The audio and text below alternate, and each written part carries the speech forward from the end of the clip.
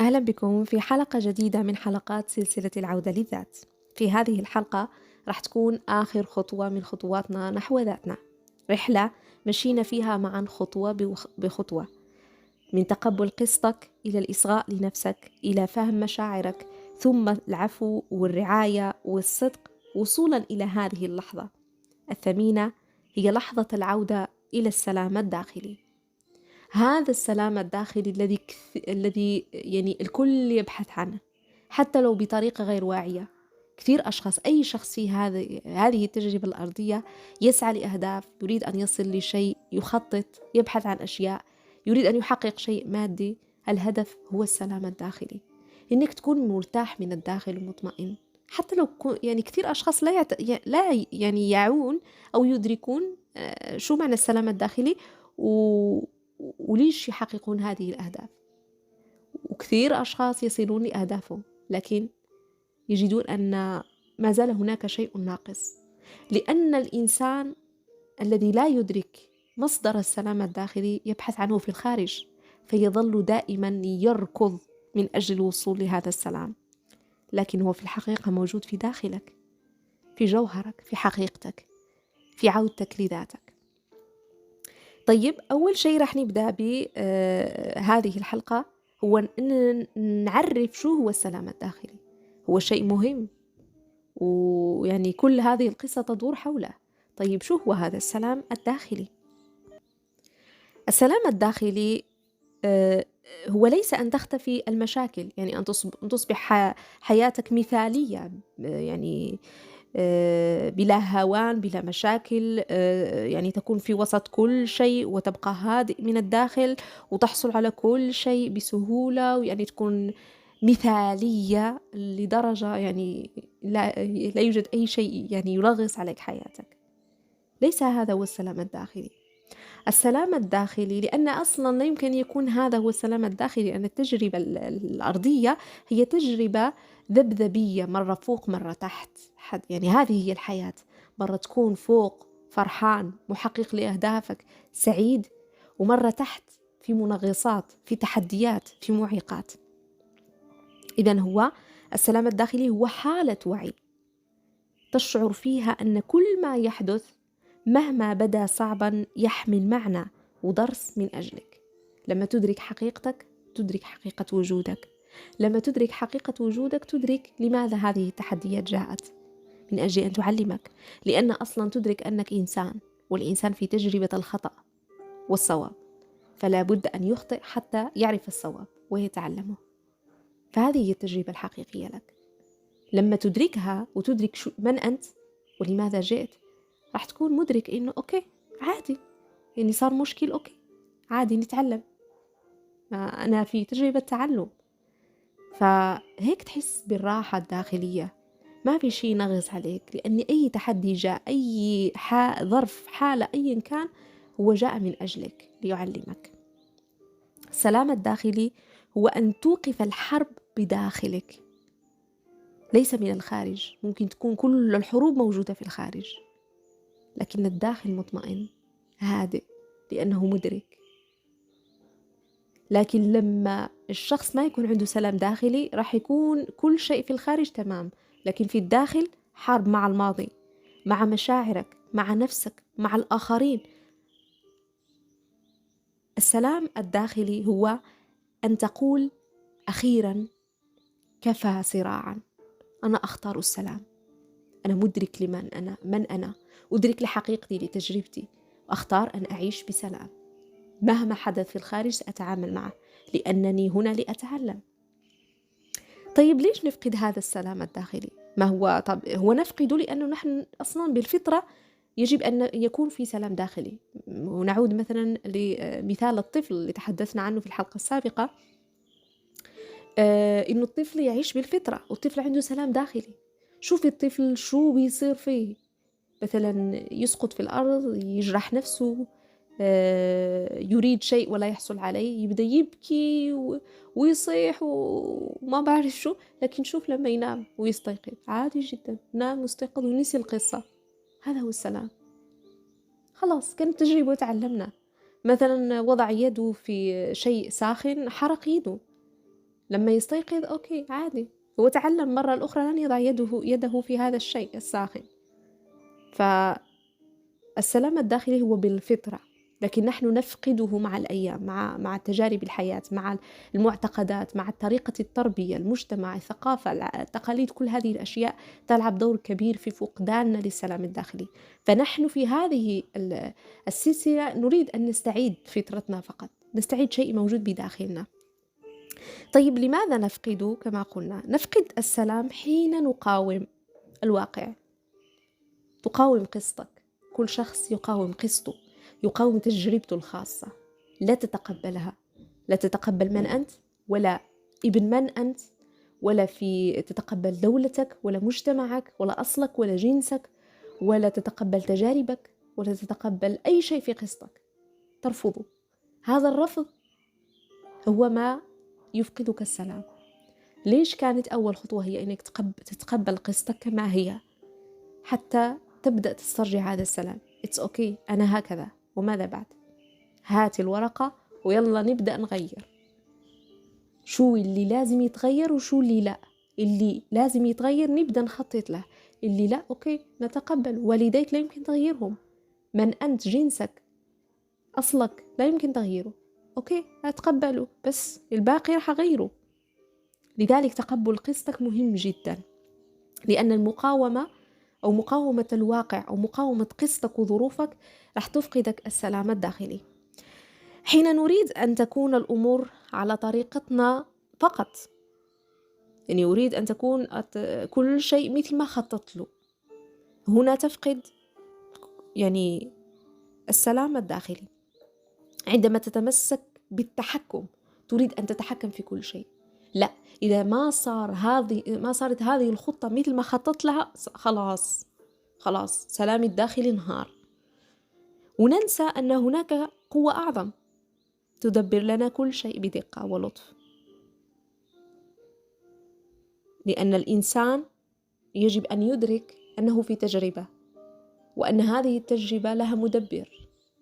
فثق بالله، ثق بخطواته، ثق بتدبيره لك. كثير أشياء راح تضع لها كثير خطط، لكن خطط الله يمكن ما تكون متطابقة مع خطتك. فلما تسقط أشياء خططت لها، سلم لله، وتأكد وثق أن هناك خطة أفضل، خطة إلهية راح تكون في مصلحتك. ثق بها ولا تتحكم. لا تسعى لأن تجعل حياتك تسير بالمسطرة مثل ما بدك أنت، مثل ما بترسمها لازم تصير، لا، لأنك أنت هنا من أجل تجربة تعيشها، مو من أجل أنك تختار الشيء الجميل فقط. لأن لو كنا هنا من أجل أن نختار كل شيء رائع بدون تحديات، لما كانت هناك تجربة أرضية أصلا، لما جئنا إلى هذه التجربة. نحن جئنا لنختبر، فلازم أنك تتذكر هذا الشيء دائما. لما تضع خطط لحياتك وهذه الخطط تفشل، it's okay، عادي، هذه حياة. أصلا إذا ما فشلت الخطة إذا ما في حياة، ما في تجارب، ما في اختبارات. لكن ماذا بعد؟ ما هي الخطة الإلهية؟ وطبعا راح تكون في صالحك، وهذا تأكد منه 1,000,000%. فهذا يعني تمسكنا بخططنا وبما نريده نحن فقط، ما رسمناه لحياتنا فقط، وننسى أن هناك من يدبر وهو أفضل مدبر لحياتك. هذا الشيء يفقدك كذلك السلام الداخلي. لكن في لحظة ما تبدأ بالثقة، لحظة ما تقول أنا أقبل ما هو،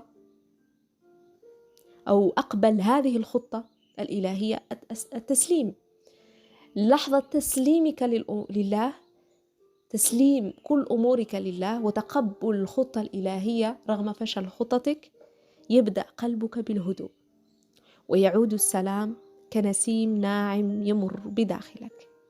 هنا تبدأ تعيش الحياة في التسليم. التسليم يعيد إليك سلامك الداخلي، وتكون مدرك أنك في تجربة، أنت لست في سباق. اطمئن، عادي عادي إنك تفشل، عادي إنك تسقط، عادي إنك تنهار، لأنها تجربة تختبرك.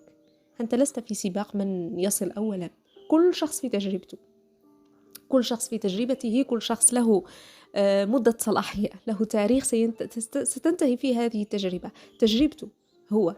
فعادي، ليش أنا في سباق؟ أنت عندك تاريخ تنتهي فيه تجربتك، وأنا عندي تاريخ. كل شخص يعيش حياته، أنا لا أعيش حياتك، ولا الآخر يعيش حياتي. فعادي يعني، ليش هالركض وهالسرعة؟ اهدأ وسلم واطمئن، فأنت بأيدي آمنة. الله خير مدبر لحياتك. الآن رح ننتقل لخطوات عملية من أجل العودة إلى السلام الداخلي، وهذه الخطوات من بينها الخطوات السابقة. ربما الآن رح نتحدث عن خطوات رح تمارسها في يومك، لكن الخطوات السابقة هي خطوات تشتغل فيها على نفسك الداخلية حتى تستعيد سلامك الداخلي الحقيقي الموجود في فطرتك. الآن رح نتكلم عن خطوات عملية تمارسها خلال يومك. أول خطوة هي توقف عن القتال. عندما تشعر بالتعب أو المقاومة، خذ نفسا عميقا وقل: أنا لا أحتاج أن أسيطر على كل شيء. وهذا اللي تكلمنا عنه، تقبل قسطك. أي فشل حصل في خطة، في هدف، في أي شيء حصل لك، it's okay، تقبل. في شيء أفضل جاي، في خطة إلهية أفضل من الخطة اللي كنت وضعتها، it's okay، تقبلها. تقبل قصتك كما هي، وكل تحديات قصتك تقبلها. دائما هناك الأفضل لك، ربما أنت لا ترى هذه الأفضلية أين، لكن يوما ما ستدرك لماذا هي الأفضل. سيصل يوم تشكر الله على خطته، وتشكره على أنه لم يجعل خطتك تستمر، وأنه أفشلها. حتما ستصل لهذا اليوم. تقبل واهدأ وسلم لله. الخطوة الثانية، مارس الامتنان اليومي. اكتب كل مساء 3 أشياء جميلة حدثت خلال اليوم. مثلا إنك خلال اليوم كنت بصحة جيدة، هي أشياء بسيطة جدا، مو لازم تكون خلال اليوم حصلت على سيارة، جاتك هدية بقيمة 1,000,000 أو لا. إنك بصحة جيدة، أكلت، إنك وجدت أكل تأكله، هذه نعمة لازم تمتن عليها، لازم تشكر الله عليها. إنه ما سمعت أي خبر سيء عن أحبائك، إنهم كلهم بخير، هذه نعمة. فكل يوم امتن لله على 3 أشياء حصلت خلال يومك. وكما قلت، مهما كانت هذه الأشياء بسيطة، الامتنان يبدل ترددك ويشتغل ويبرمج عقلك الباطن. وكذلك وبعد ذلك، بعد برمجة عقل الباطن أن أنا هناك أشياء ثمينة عندي، هذا الشيء يخليك أو يخلي ترددك تنتقل من القلق والتوتر إلى الطمأنينة، تهدأ. it's okay، أنا ما وصلت لأشياء، بس أنا عندي أشياء أخرى. ثالث خطوة هي اجلس مع نفسك بصمت. خذ 10 دقائق يوميا، وهذه تكلمنا عنها سابقا. لازم كل يوم تأخذ 10 دقائق مع نفسك. أغلق عينيك، ضع يدك على قلبك وكرر بهدوء: أنا في سلام وفي أمان، أنا في سلام، أنا في أمان، أنا مطمئن. اهدأ وارتاح واصمت وأنصت لذاتك. الخطوة الرابعة، اختار البساطة. اختار البساطة. البساطة هي يعني البساطة لا أقول أنك تروح تعيش في خيمة، لا، هذه مو بساطة. البساطة أنك تعيش في نفس الوضعية التي أنت فيها الآن، لكن تعيش البساطة في أفكارك، في كلامك، في يومك، لأن التعقيد الخارجي يبدأ دائما من فوضى داخلية. تكون أفكارك بسيطة غير معقدة، لا تعقد الأمور. كل ما جت فكرة تعقد لك شيء خارجي، تحرر منها أو تجاهلها أو حاورها. لماذا تعقدين الأمور؟ الحياة بسيطة، مو لهذه الدرجة. كلامك يكون بسيط، لا تعقد الأمور. لما تكون تتحدث مع شخص حتى لو كان هذا الشخص مستوى عالي جدا، تحدث معه ببساطة، كلام عفوي حقيقي نابع منك. لا تتجمل وتخترع كلام يعني من أجل أن يعني تبين أمامه إنك شخص يعني مثقف أو لا. كن طبيعي، كن نفسك، كن بسيط بأفكارك بكلامك، عش ببساطتك، عش يومك عادي. المهم أنك مرتاح كما تريد أنت. لا تتزين من أجل أحد، لا تتجمل وتجمل كلامك من أجل أحد، لا تتكلف على نفسك أشياء لست قادر عليها فقط من أجل الآخر. كن بسيط. السلام هو ليس هدف بعيد، بل هو أنت، هو حقيقتك، هو أنت عندما تتصالح مع كل ما أنت عليه، كل تجربة عشتها، كل لحظة، سواء كانت لحظة ألم أو لحظة خذلان أو لحظة خيانة، أيا كانت هذه اللحظة، كانت تدفعك خطوة نحو هذا الهدوء. هذه اللحظات ما جاءت إلا لتدفعك إلى الأمام، لتذكرك بنفسك، لتذكرك بأن تعود لذاتك، لحقيقتك، حتى تكتشف هذا الهدوء العميق. تذكر دائما السلام لا يأتي من الخارج. لا تنتظر أشياء تحصل عليها أو أهداف أو أشخاص حتى تصل للطمأنينة والسلام الداخلي، بل يولد عندما تعود إلى قلبك وتهمس لنفسك كل شيء بخير، لأنني أنا بخير وهذا يكفي. أنا موجود، أنا أعيش، أنا أستمتع بنعم، أنا أستطيع أن أغير حياتي، إذن أنا في أمان وفي سلام. العودة إلى الذات هي العودة إلى السلام، ومن هذا السلام تبدأ حياة جديدة أكثر صفاء وصدق ونور. أتمنى أنه فهمتم معنى السلام ومن أين يأتي السلام، وأنكم فهمتوا أن هذه السلسلة كانت في الأصل من أجل سلامك الداخلي، لأنك لما تصل لسلامك الداخلي تكون كل أشياء سهلة، حتى سعيك نحو الأهداف يكون بسيط وهادي، ما في ركض، ما في خوف، ما في تعلق، عادي. هي جت تحققت، اتس اوكي. ما تحققت عادي، يعني شو راح يصير؟ أكيد في خطة إلهية أفضل لي، أكيد ما هذا طريق ليس لي، ما كنت راح أرتاح فيه. يعني تعيش بطريقة فيها تسليم عجيب لله ورضا تام لما يختاره الله لك. فأتمنى أنكم تصلوا لهذه المرحلة لتتذوقوا نعيم الحياة، جنة الحياة في السلام الداخلي والطمأنينة. أتمنى أنكم تستفيدوا من هذه السلسلة وأنكم تطبقوا، مو تسمعوا فقط. وأي شخص يريد يتعمق في حب ذاته، لأنه كل شيء يبدأ بحب الذات فعلا، كل شيء في هذه الحياة. لما تحب نفسك، تحب ذاتك، تحب حقيقتك، تحب تجربتك، قصتك، كل شيء فيك، وتمتن لله أنه اختارك لتأتي لهذه التجربة، سيأتي كل شيء بعد ذلك، سييسر لك كل شيء، سيسخر لك الكون كله.